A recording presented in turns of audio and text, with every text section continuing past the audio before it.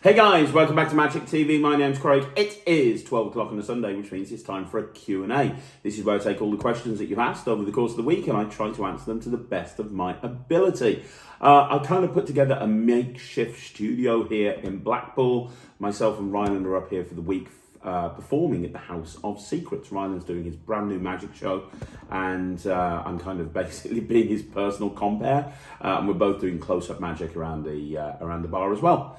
It's been fantastic. This is kind of like day 3. It's going to be the 3rd performance tonight. We're doing a run of 8 and as such I haven't actually got a studio, so I've kind of set it up in the apartment that we rented for the week, so hopefully it's not going to be that bad a quality, but bear with us. I'm also in the middle of actually updating the studio back at home, and hopefully by the end of August, we're going to have a full brand new studio, new equipment, new camera equipment, new absolutely everything.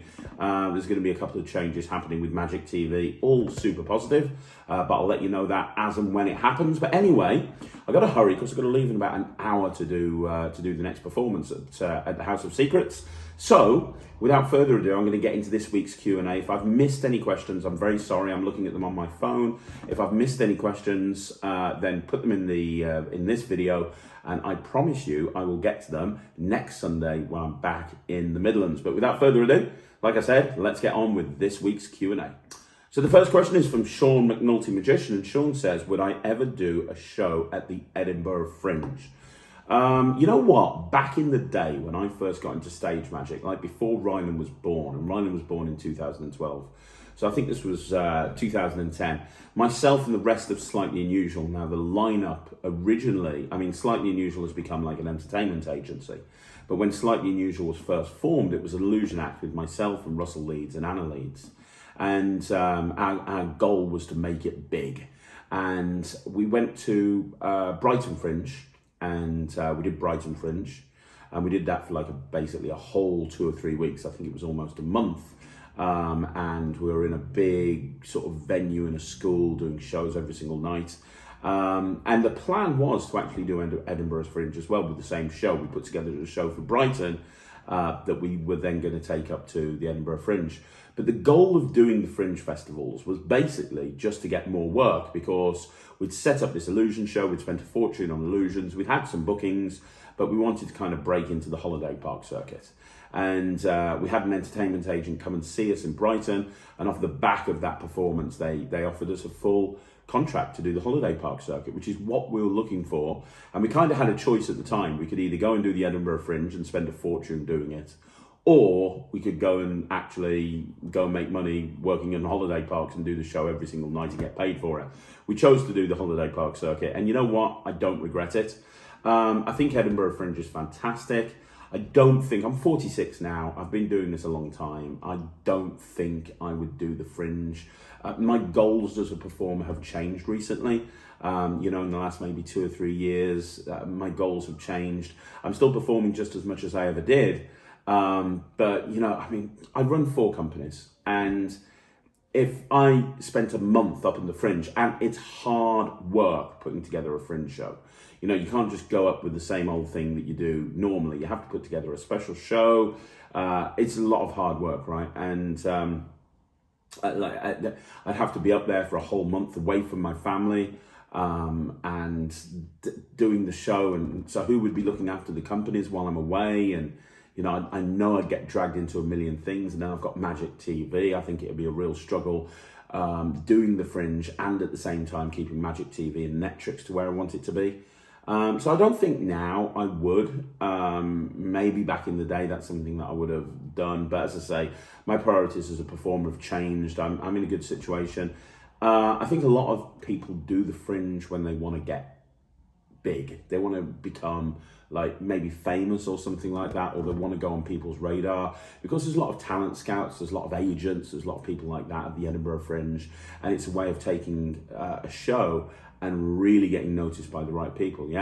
I don't want any more work at this point. I'm really happy with the level of work that I'm doing.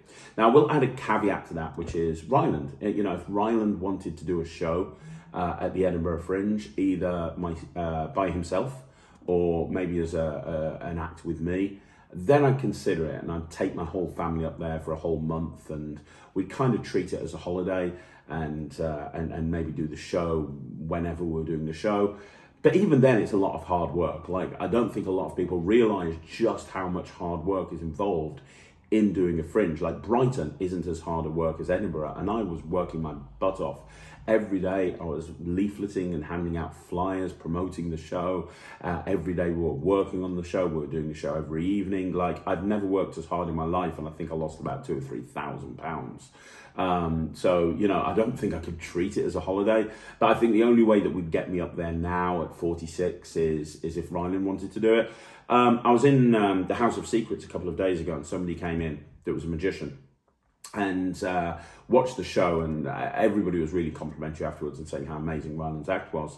And I remember saying to this guy, and it's so true, I said, look, I don't want to say I'm in the twilight of my career, because I'm not. I'm 46 years old. I think I've got the mind of a 21-year-old. But I've hit a lot of goals. A lot of the goals that I wanted to hit as a performer, I have. I've done this, full-time for a very, very long time. I've made my income as a performer. I've created magic. I've won competitions. I've literally traveled around the world. I've worked some of the biggest stages. I've done every type of magic that you can possibly imagine. And I still plan on carrying on. Absolutely nothing's going to change there. But as my life gets busier, running companies and having HR meetings and stuff like that, and producing the stuff for Magic TV. Most importantly, the thing I'm most excited about, producing the stuff for Netrix. I've got so many big plans for Netrix over the next 6 months. Like, I'd probably spend about 2 or 3 hours a day building things into that system that you don't even see, that just tweaking it and making it even better. I've got new names to announce, and so anyway, this isn't about Netrix. My priorities have changed, and my main goal now is to help Ryland hit his goals. And whatever his goals are, if he turned around to me tomorrow and said, hey, I don't want to be a magician anymore, I'd be like, cool, no problem. You do what you got to do. Find your own path in life. I did that. But as long as he wants to do magic, and as long as he's obsessed with magic, and as long as he wants to be the best that he can be, my goal is to constantly help him achieve that. And if that meant that I had to go up to Edinburgh for a month and support him as a stage crew or a compere or whatever it is, well, that's what I'm doing here. Basically, I've just come up to help support him. He's working here for a week. It's all about Ryland. I'm just comparing him on at the beginning of his show. And that's probably the only thing that would get me doing Edinburgh Fringe these days, if it was, an opportunity for Ryland. Okay, so the next question is from Dave Raves, and Dave says, hi Craig, here's a question. What is your favourite O's Pearlman trick that I should check out? Well, that's a great question. I'll give you three. I'll give you three amazing O's Pearlman tricks. The first is Eye Curveball, which you can get from Penguin. It's a download. And I talked about this on one of the 3 Best Tricks series ages ago, probably a year ago now. I did 3 tricks with a borrowed phone that you've never seen before. And I actually performed and talked about Eye Curveball. It's a fantastic routine with a borrowed phone. You can do it anytime, anywhere, and it allows you to do some stunning mind reading. You basically have somebody think of a contact in their phone, and you can immediately tell them who they're thinking of. It's like an incredible trick. I absolutely love it. And if you haven't seen it, it's like, I still do it today. I did it yesterday at the House of Secrets. It's so good. The second thing I'd say is Clutch. Now, Clutch has just been, I don't want to say it's re-released, but it's been remarketed by Penguin Magic. Clutch is a super awesome card routine that was originally on DVD. I believe it's now available as a download. I wouldn't know. I think it is. Check Penguin Magic. All of those stuff is at Penguin Magic. But Clutch is really good. And then the other thing is, he put out this, there's a download on Penguin. I think it's been it's gone under the radar. It's called Transposition Oz, Transposition. And it's just a simple card routine, which is a transposition between playing cards, but it's just well thought out. It's well done. It's well structured. It's a really cool routine. So, those are the 3 off the top of my head. Oz is amazing. He's somebody who had a big influence on a lot of magicians with his time at Penguin Magic, and obviously he's gone on to bigger things now, but I've never met the guy, but from everyone I've spoken to, he's one of the nicest people in magic, and he's got some incredible incredible magic. So there you go. Go check out those three. That'd be a really good start. If you want to see me performing eye curveball, go check out the, just type into YouTube, 3 tricks with a borrowed phone you've never seen before, Magic TV, and you can see that. And there's some other really good tricks on there as well. So go check it out. Okay, so the next question is from Divishan Rao. And Divishan Rao says, hey, what's your thoughts on the 52-1 deck by Wayne Fox? Is it any good? That's the one by Wayne Fox and David Penn, isn't it? Yeah, that's an incredible trick. Look, here's the thing. Ultimately, at the end of the day, if your trick is being performed on national television by Dynamo, that tells you that the trick's pretty good, right? Because he has his pick of effects. He could do literally anything he wants to, and he chose to do that trick. Now, that should speak volumes of the impact of the effect, because he's known as doing stuff that's a little bit better than anyone else, right? So he's not going to go onto national TV and just do a simple ambitious card. He's going to do something that is perceived as absolutely impossible. And that's what this is. So, I mean, as a gimmick deck, it's incredible. I mean, yeah, you've got to take the gimmick deck around with you, but it is incredible. I mean, think about it as an effect. You spread out a pack of cards, you show they're all different, you have somebody think of a card, they think of a card, and then you have them cut the deck themselves, they name the card for the first time, and you look at the card they've cut to, and it's their card. I mean, when it comes to the holy grail of card magic, it doesn't get much stronger than that. That's a really strong effect. I mean, a really, really strong effect. You can create a religion with that thing, right? It's one that I have done, and I would happily do so again in a walk around performance. Or a table performance. It's one that when I go and do a gig, and I've talked about this before on the channel, I have a lot of stuff with me, right? And I have like 4 or 5 different close-up bags, and I'll just take different ones out depending. And I'll just literally open up the bag and I'll take different stuff, because I've got a big repertoire. I don't like getting saddled to the same trick. And I don't do many card tricks. And a lot of the time, if I'm doing it, I normally take 1, 2, or 3 decks. If I'm only taking 1 deck, it's going to be a regular deck of cards. If I'm taking 2, it's going to be a regular deck of cards and a gimmick deck. And if it's 3, it's going to be a regular deck of cards, a gimmick deck, and a mem deck. So I'm only ever going to carry 1 gimmick deck of cards around with me. And that literally changes on a gig-to-gig basis. So like yesterday at the House of Secrets, I had Quantum. The day before, I had Imagine by Donardis. The day before, I had a Svengali deck. It just depends, right? It just very much depends on how I feel. Although I'm more than happy to do the 52-1 deck, because it's a full gimmick deck to do the routine, it doesn't get performed all of the time. But when I do it, it gets great reactions, and I would be happy to do it in any performing situation. If I do a parlour show, by the way, a lot of the time I'll always do that, because it makes a great opener for any card set. So yeah, I mean, ultimately, it's a really good routine. That's the effect. It's practical. It plays strong. There's not really many negatives about it. It's one of the best tricks that both David Penn and Wayne Fox have been involved in. It's really, really good. So yeah, I'd highly recommend it. Okay, so the next question is from CFM Productions, and CFM says, is there any trick Ryland has shown you that he's thought up himself that he's completely stumped you with and he's kept to himself? I assume you've taught him a lot of what he knows, and obviously you have a lot more experience. He will fool me from time to time with tricks from the review show. So sometimes he'll get a jump on the review show stuff before me. We plan out ahead of time what we're going to do in the following week's review show, and he'll just open it up and he'll get to it before me, and then he'll show it me. And there's been more than one situation that he's kind of fooled me with it, and I haven't known. I've had a rough idea, but not really known for sure what he's done. I don't think he's ever shown me a trick that's completely floored me, that I have no idea how it's done. I have, however, seen him do tricks that are really clever. I've talked about this on the channel before. He's only 9 years old, right? But he loves creating magic. And a lot of the times he's reinventing the wheel. He's coming up with tricks that have already been done, which happens when you create. It's why you have to have people that you can go to, because if you're working on your own and you're creating magic, you might be creating stuff that's out there before, right? And a lot of the other time, some of the stuff that he's creating isn't that great, because he's new to creating magic. But the key thing is, and I say this to him, he's trying. And that's the advice that I give to anybody who creates magic. You know, just don't stop creating, because eventually you're going to find something that's just completely unique, and you're going to find something that's just completely brilliant. But people get disheartened because they create something that maybe doesn't work out as well as they hoped it would, or they create something that you know, ultimately has been done by somebody else, and they feel disheartened and they end up stopping.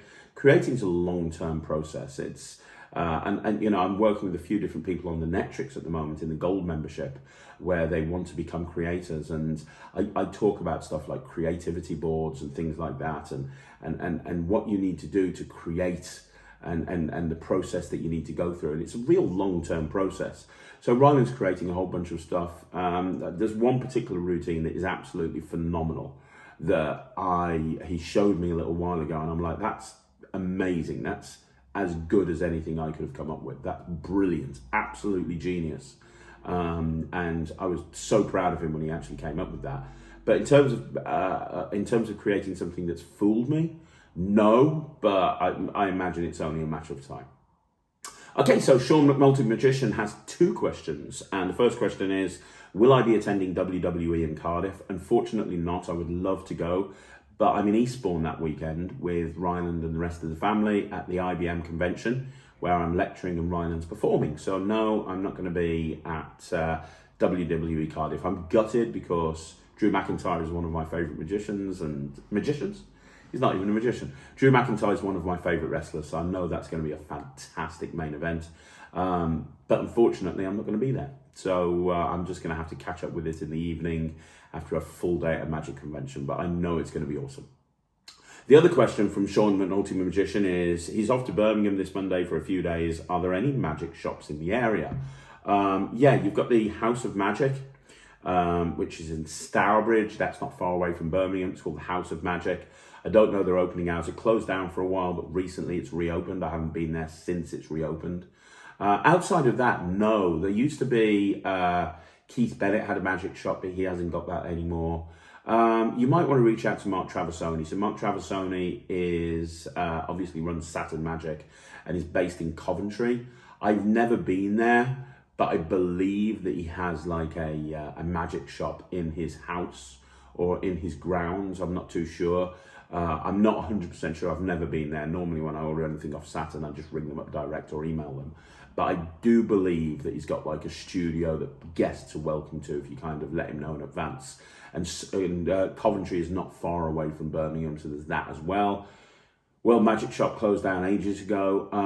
There's not really anything else. I mean, if you want to hang out with some magicians, there's a lot of magic societies in the Birmingham area. You've got the BMS, which is the British Magical Society, the oldest magic society in the UK, even older than the Magic Circle.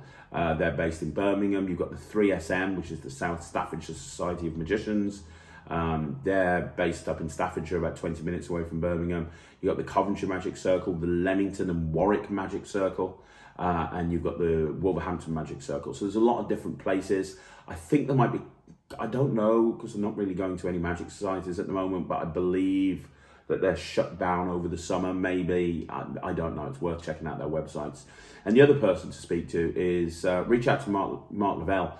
Mark Lavelle is very well connected in the magic world. He's based in Birmingham.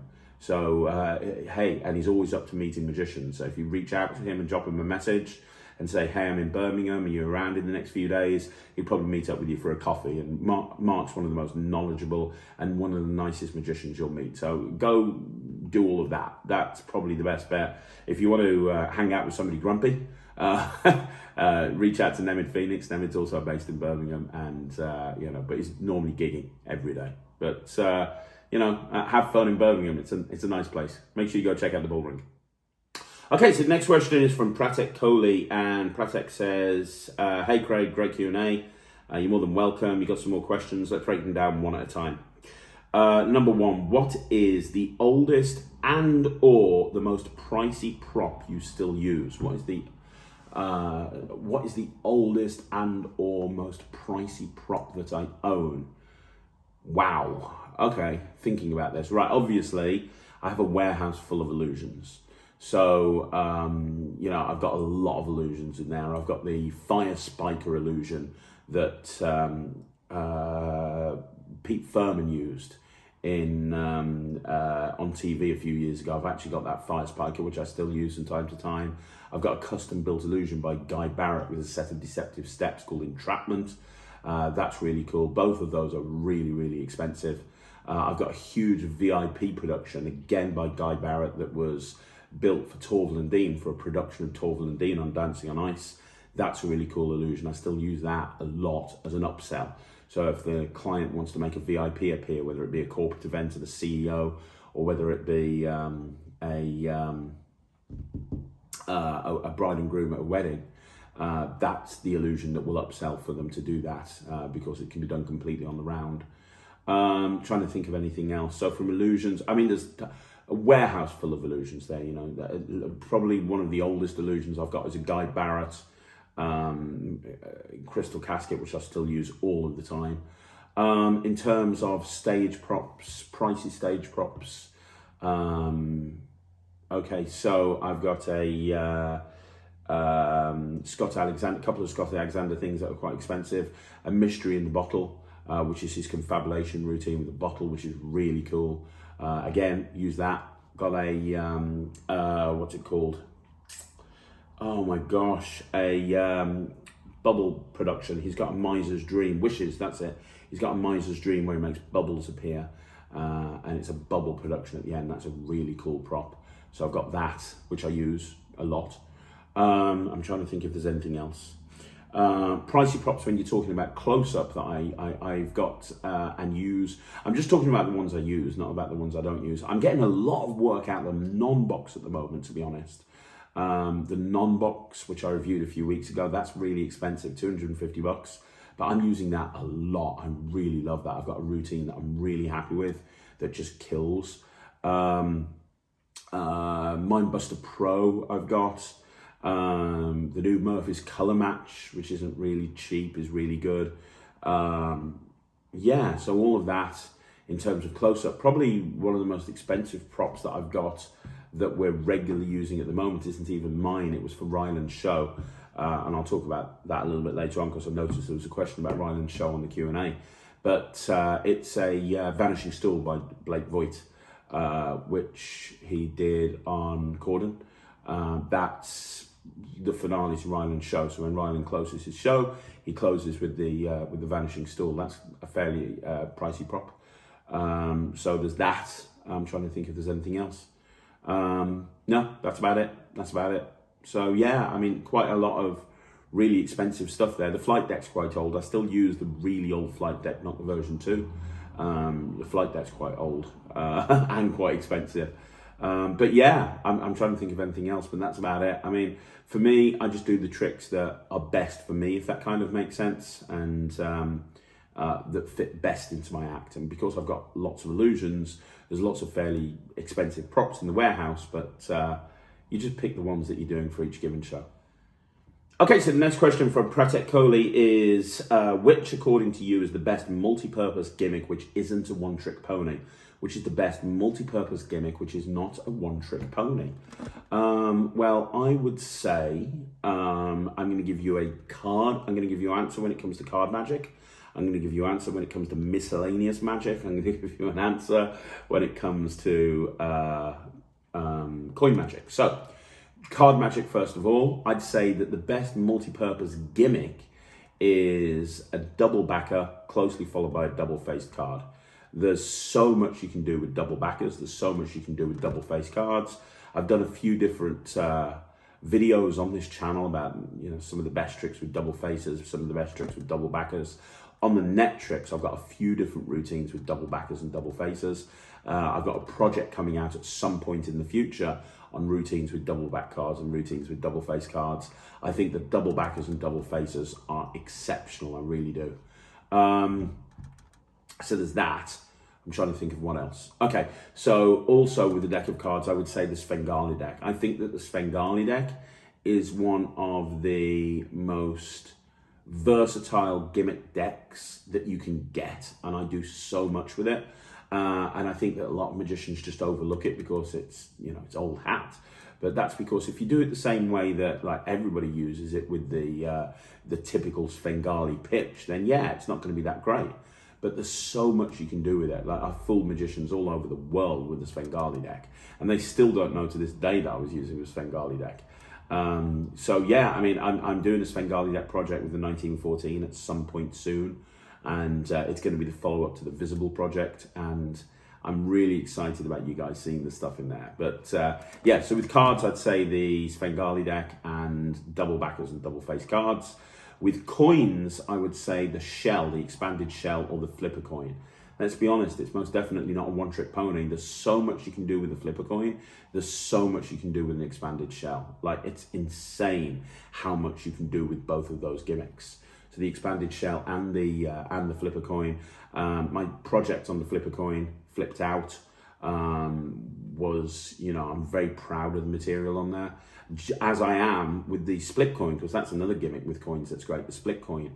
There's so much you can do with a split coin and a flipper coin, but then don't overlook the shell. The simple expanded shell allows you to do so much magic. Some of my favorite tricks of all time that I've either created or not created, and it's by other people, use the expanded shell. So I'd say the expanded shell with coins, and I'd say just generally, I would say a thumb tip. Like, I'm thinking about doing like a huge thing on the Netrix, all about thumb tips.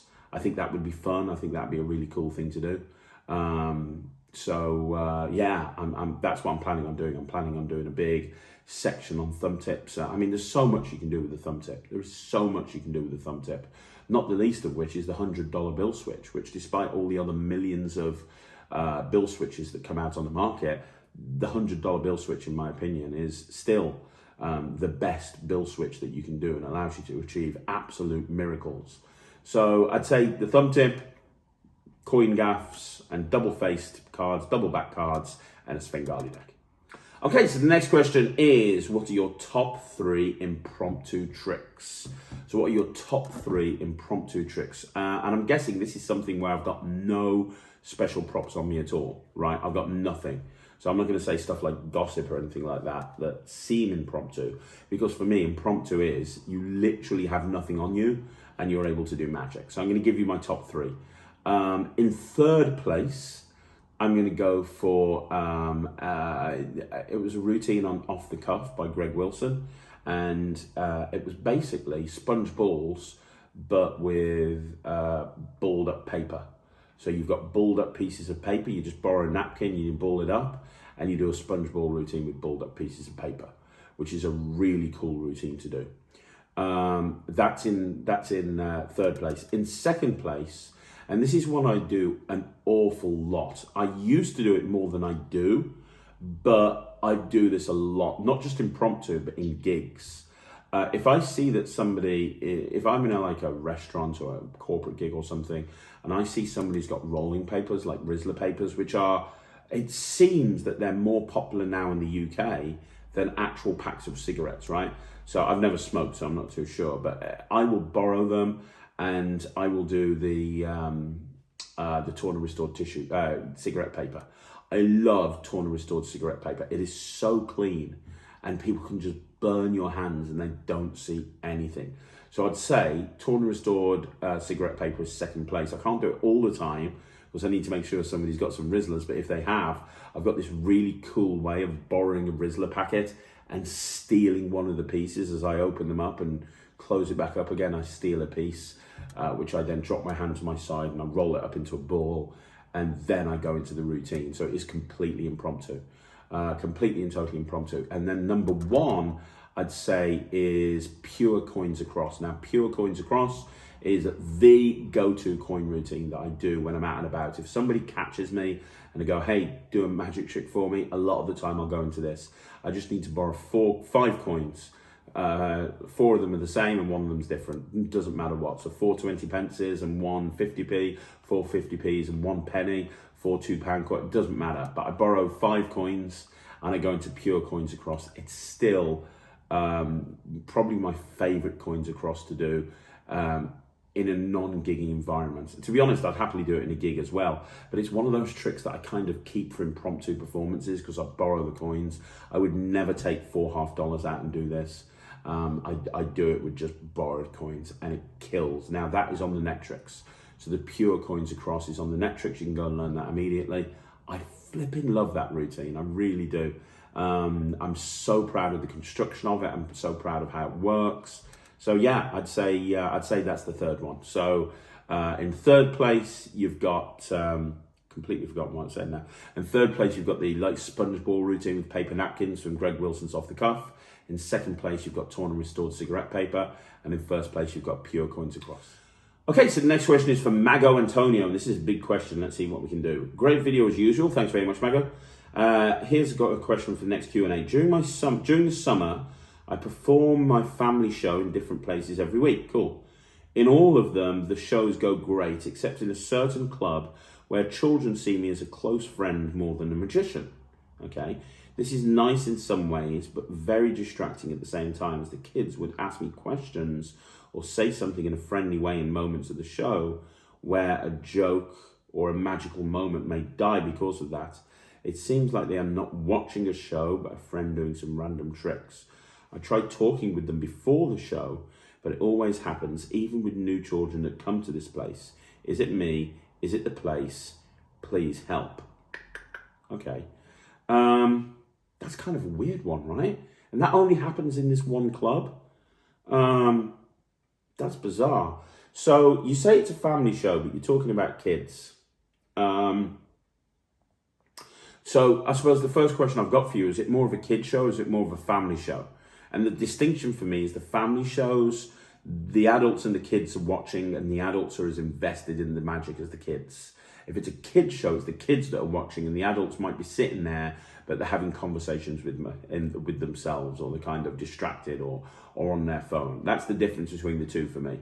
And the reason I ask that, because if it's a kid show and you're having that, what I would do is I would make an announcement at the beginning of the show, and I'd say, hey, this is a family show. This is an interactive show. Adults, I'd like you to be involved in this as well. So if I could grab your attention, I could get you involved as well. That'd be amazing. That might help a little bit. I mean, this is a really weird situation. It really is. The other thing that I would do is maybe, if they're seeing you as a close friend and they're stopping moments of the show to have a chat with you, I would maybe put a little bit more structure into your show, maybe give it a little bit more production quality. So for example, have music playing over the tracks. Are you wearing a mic in the show? If you're not, put a mic on and wear a head mic. Have music over the tracks. Do some stuff silently to music in the show so they can see that it's kind of an actual show. That might discourage it a little bit. Maybe even having an intro. Actually go on somewhere like Fiverr.com and have an intro created, like, ladies and gentlemen, please welcome on stage, or something to give it, kind of elevate it beyond just, because the only reason this can be happening is, and you say it's happening when new people come in, or new kids come in, the only reason this can be happening is because they assume that they can get away with it. So maybe a combination of giving the show a higher production level, but also kind of taking more audience control. Kind of saying at the very beginning, okay guys, this is an interactive show, which means you have to interact with me, the performer. But what's really important is you listen to everything that I say. I am going to have people come up to the front. Put your hand if you want to come up to the front. Okay, if you want to come up to the front, that's fine. I need people that are staying sat down facing the front. If you stay sat down facing the front, there's a good chance I'll pick you. Stuff like that. I talked about this. I put a video up about a year ago on the channel called How to Run an Awesome Kids Party. And on that video, I talked about the importance of a warm-up and how the warm-up lays the expectations to the audience and lets them know what you want out of them. It takes the super excited kids, calms them down. It takes the super shy kids, brings them out their shell. I would look into doing a warm-up if you don't already do a warm-up in your show. That might help as well. In terms of anything else, like I say, it's a really weird situation. I'd just try and maybe up the production quality and kind of take more control over the audience and try to turn it from a kid show to a family show if it's not already a family show. You say that you go and do various venues, different shows in different places every week in this one venue. I don't know, maybe speak to the venue. Is it something the venue is saying to people beforehand? I don't know, it might be worth speaking to the venue about it as well. I mean, they're obviously happy if they're having you back again and again and again, so maybe you're just beating yourself up over nothing, I don't know. There's a lot of different factors to take into consideration, but if it is a real issue for you and you're really struggling with it, maybe change it up, maybe make it more conversational. Maybe instead of a magic show, the next time that you're in this venue, run it as a little bit of a magic workshop. So maybe come down to their level and start by doing some close-up magic for them that has kind of a jazz feel to it. So it's not like scripted and it's kind of all over the place. Go into some close-up magic, and then after the close-up magic, then you can go into a bit of a workshop where you can teach the kids magic and teach them how to do a simple trick or two.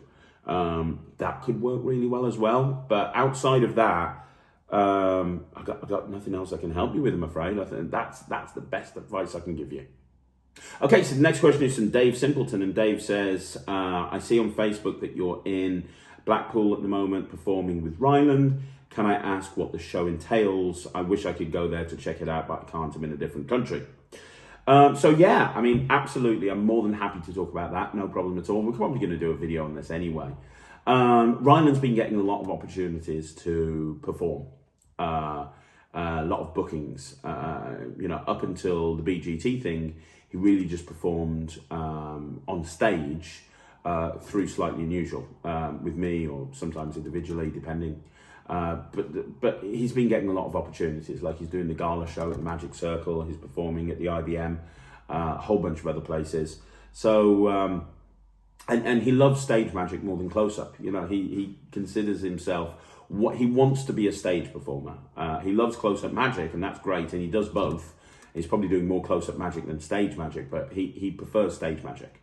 So we've spent a long time putting a stage show together for him, and one of the reasons we're here in Blackpool is for him to work it in. And that, for me, and I've talked about this on the channel before, what's the best piece of advice I can give anybody when they're putting a show together? Flight time. Go and get flight time. Go and get a place where you can go and perform over and over again, because that's how you're going to make the show better. And that's what we're doing in Blackpool. He's performing every single night. So we're both doing close-up, although he's probably doing a little bit more than me, but we're both doing close-up. Then when the show happens, I mean, we talked about various different ways of doing this, but ultimately I'm opening up the show. So it's me that comes out on my own, and I just warm up the audience. I'm just a compere. So I come out, warm up the audience. I do a couple of tricks. Doesn't really matter what I do. It's changing every night. Last night I did Timmy Toilet Paper and Cards Across, but yeah, it just varies from night to night. And then I compare Ryland on, and he does his half an hour show, 35-minute show, over and over and over and over again. And we'll do a video on this. But if you're really interested in what the show is, he opens up with a Rubik's Cube routine, which has in it Venom Cube, a toss-up solve, a behind-the-back solve, and then the solution by Michael Murray. And that's all done to music. And the choice for having him do the cube routine to begin with was because a lot of people expect him to do cubes because of his performances on BGT. A lot of people look at him as a cube magician. Alicia Dixon called him the king of Rubik's Cube. So we kind of played to that and had him come out and do the stuff that people would expect. Then he goes into a routine by John Morton, and it's based on John's Icon ESP routine, but it's completely different. You're not matching up ESP symbols or anything like that.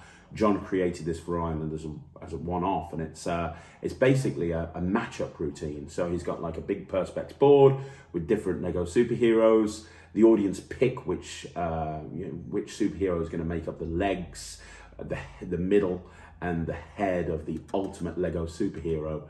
And then it's predicted, but it's one of those things that I kind of think of it as an overkill type situation, in that he shows the prediction and then it's correct, and then there's another prediction, and then there's another prediction. So he's, hey, maybe you thought I was joking. Look, boom, boom, boom. Then he unzips his hoodie that he's wearing, and he's got a T-shirt with it printed on. And then there's a magical moment. He's got this this picture of himself as a Lego character, and he turns that round and snaps, and that turns into a poster with the prediction on, which is given out to a member of the audience. Because ultimately, it's really important that with Ryland, and this is advice for everybody really, it's really important that you kind of, you play to I don't want to say play to your strengths, but Ryland's a kid, so everything that he does has to be based around being a kid. I've seen children perform before, and they do like really complicated presentations around, hey, when I was in India, it just doesn't make any sense, right? So Ryland does stuff all based around being a kid. So the Rubik's Cube routine, he loves toys, the Lego superhero, the opening hook line to that is, hey, there's only one thing better than Lego, and that's Lego superheroes. And he does that routine. Off the back of that, he then does Egg Bag, which is a classic of magic, and you don't see that many people doing it. And I've just uploaded my full Egg Bag routine onto the Netrix, which lots of people have given great reviews for, so thank you for that. The routine he does is based on that routine, so it's based on that routine, but it's really a great chance because everything's done to music up until that point, and then he brings somebody up on stage and gets them involved in the act and making the egg appear and so on and so forth, which is really fun. Then off the back of that, he goes into Milking Light Bulb. So he does Milking Light Bulb, which again is a really old routine that you don't really see many people doing anymore. But again, it kind of makes sense because kids drink milk, right? And the scripting behind it makes sense. So it's how does his routine goes? He goes, can't remember. What is it? It's his routine, not mine. Let me tell you one of the reasons I love magic. That's it. It allows me, that's it. One of the reasons I love magic is it allows me to be creative and come up with ideas, and coming up with an idea is like a light bulb going off in your head. Let me give you an example. It does this whole thing, which is really cool. Then the extreme hanky, the one where there's a hanky in the bottle and it's all dancing around and all of that stuff, and he goes out into the audience and gets them hold onto the bottle, and he does the invisible bow and arrow thing and all of that stuff. That's all based around Toy Story, and one of my favorite things is watching Toy Story. Imagine if you could really have your toys come to life. Well, being a magician, I can actually make toys go to life. So again, it all just fits into the fact that he's a kid. And then he finishes off with Blake Foyt's Vanishing Stool, which is a great way to finish off a routine. It really kind of, and originally on the first night that we did House of Secrets, the plan was for me to come back on and do a routine with him together. But after the first night, he gets such a reaction from the Vanishing Stool that it was almost anticlimactic, me coming out and doing another routine with him. So after that first night, we adapted the show so that he finishes the show on his own and he's on stage on his own, because it's like, it always went backwards when I came on stage. But it's a great routine. And again, it's all based around colours. How does that script go? I'd like to finish, excuse me. I'd like to finish off tonight by doing something with colours. I love colours. When I was a little kid, I loved colouring in. I still love colours, but not as much. And it goes on like that. And again, most of the routines have music playing over the top as well. So that's the routine. Will it change over time? Very probably. We've been tweaking stuff every single night that he's been doing it. Because as I say, that's why we're here in Blackpool. We're here in Blackpool for him to work on his act and make it the best it can be. And it's working. It's going really, really well. So thanks for asking the question. If you want further clarification, or you want to see a video, you want to see a live video of all of Ryland's act, let me know in the comments down below and we can make that happen. Okay, so the next question is from Dave Raves, and Dave says, hey Craig, love the content as always. What are your thoughts on the Ben Williams trick labelled? Is it truly worth buying? What's your verdict? Yes, it is. I did it for a long time. I did it the way, I love labelled. I think labelled is brilliant. I think Ben Williams is an absolute beast, and labelled is amazing.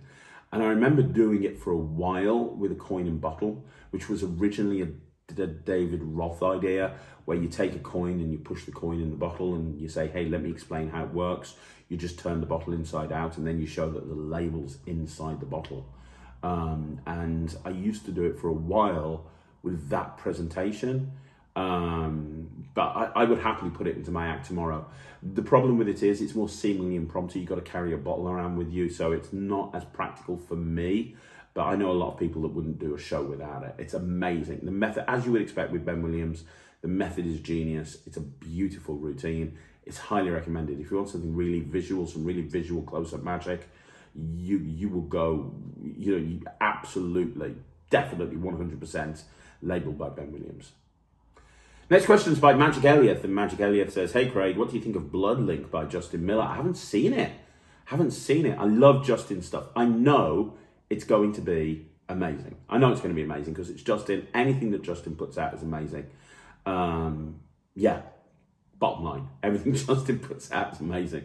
But I haven't seen it. In fact, I'm doing some filming for something that Justin's doing at some point down the line. Next time I'm at Smoke and Mirrors, I'm doing some filming, and I will be filming. There. So I need to speak to Justin about that. So I'll ask him about it. I haven't seen it, but trust me, if it's Justin's name on it, it's going to be awesome. I've never seen a bad Justin Miller product.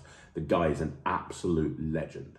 Okay, so the next question is by Alexander Frisian Chan, and he says, "Hey Craig, could you make a special on marked cards and some clever uses? Would be a cool video." Absolutely. Since getting the Steve Della Night Flight deck, I've been doing a lot with marked cards, and I've been combining marked cards with a mem deck, and there's some real serious stuff that you can do there as well. So yeah, leave it with me. I'll do a Hows and Whys of the marked deck at some point down the road. Okay, so the next question is from Junior Rodriguez, and Junior says, "Hey Craig, when I got into Magic, the ones to look at were Wayne Houchin, Daniel Garcia, and Justin Miller. They all have made their mark on Magic. Who would you say that the names are of the ones we should look to now?"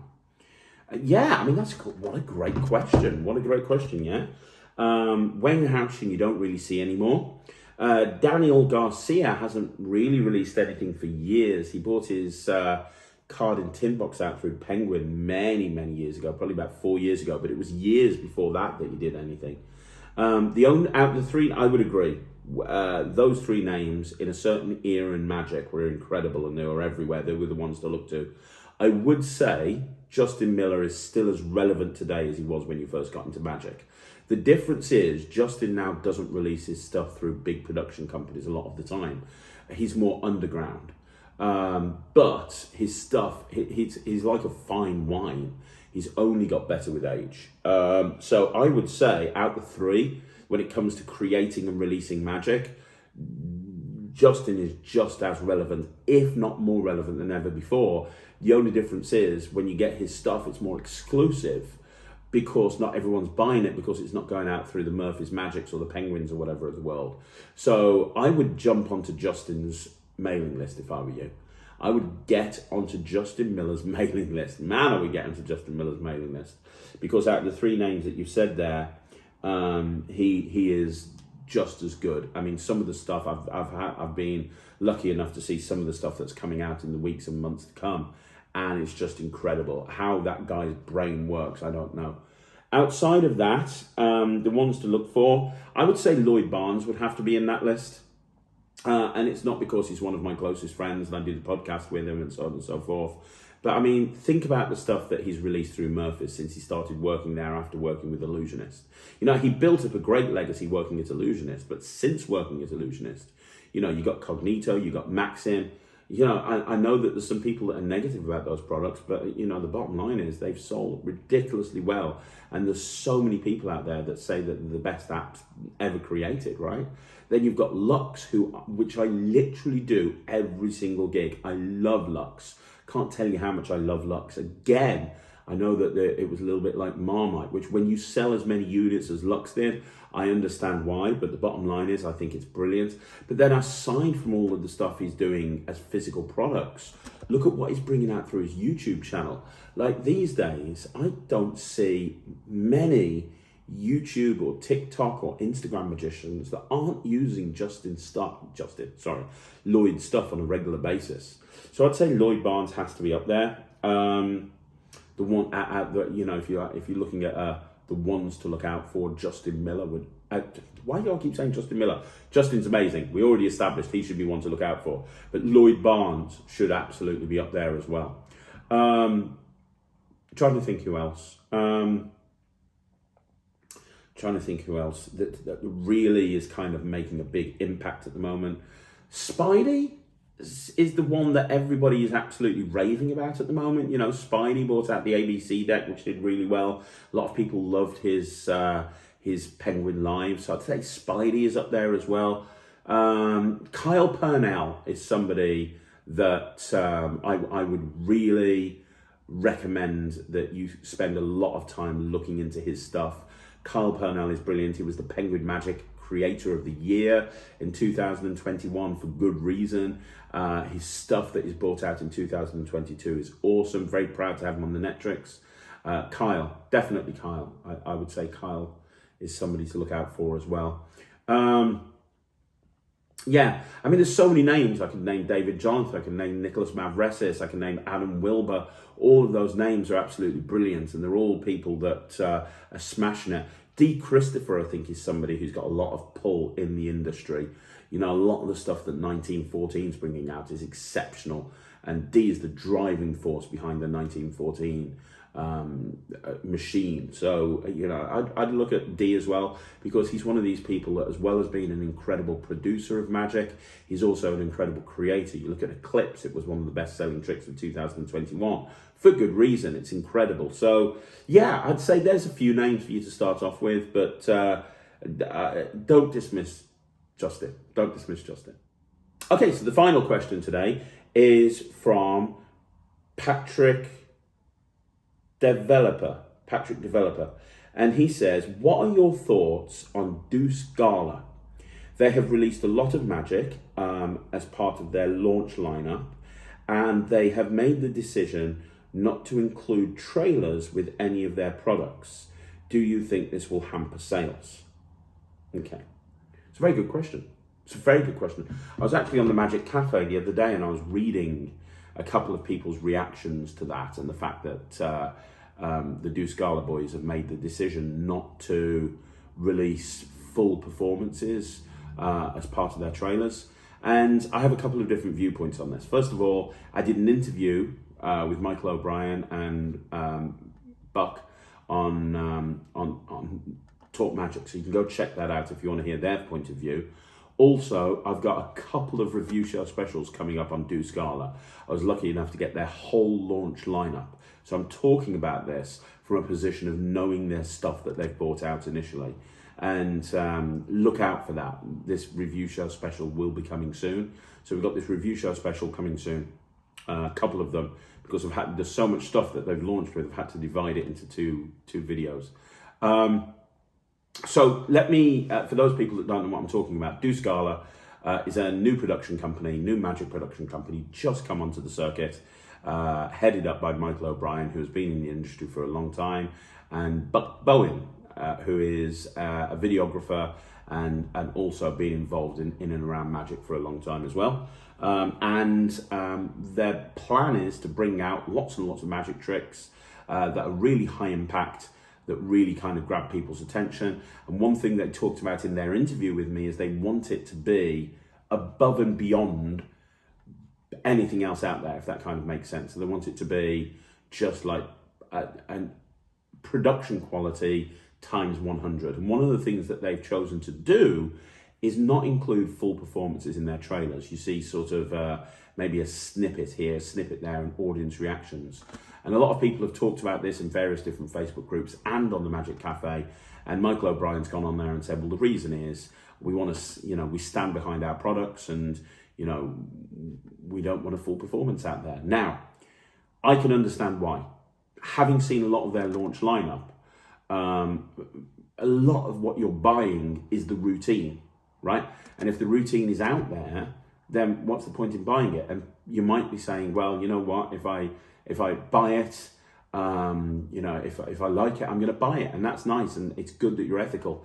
But there's a lot of people out there that won't do that. There's a lot of people out there that will literally just try and look at the routine and do it for themselves. They just will. I know they will. Having said that, and also, before I say that, having said that, the other thing to consider is I think that we've been a little bit spoilt these days. The magic community has become a little bit spoilt, because back in the day, there were no trailers. When I first got into magic, it was a catalogue, and you read through the catalogue and you read a description along with a hand-drawn picture, and you looked at it and you tried to decide whether you were going to buy something or not based on that, and then you bought it or you didn't buy it, and that was it. There was no such thing as a trailer. And then obviously, fast forward 30 years, we're now in a situation where we demand that a trailer is made for absolutely everything because it's what we expect as a community. And I think sometimes releasing a trailer can impact and affect, especially if it's a download. Now, some of the stuff that Deuce Gala are releasing is a physical product and you require the physical product. But other stuff isn't a physical product. Other stuff is a download, like the Progressive Oil and Water, which is fantastic, by the way, is a download. And even the stuff that's not a download, like the purse frame routine, personal, I think it is. Even with the purse frame routine, like, yeah, it's a physical prop. But what you're getting is you're getting a purse frame and 3 sponge balls, which you can get from various different places. So there is a big element of a lot of the Deuce Gala stuff being routines. And the routines, by the way, are phenomenal. They are really good, really, really good. So I understand why they're protecting it. Flip side of the coin, I personally like to see live performances on a trailer. So, you know, my latest trick that I bought out, which was the Mirage coin set, there is a full performance of one of the routines on the trailer because I wanted people to see exactly what it was that they were getting. The next trick I've got coming out through Alakazam, which is launched in 2 weeks' time, has a full performance on the trailer for the exact same reason.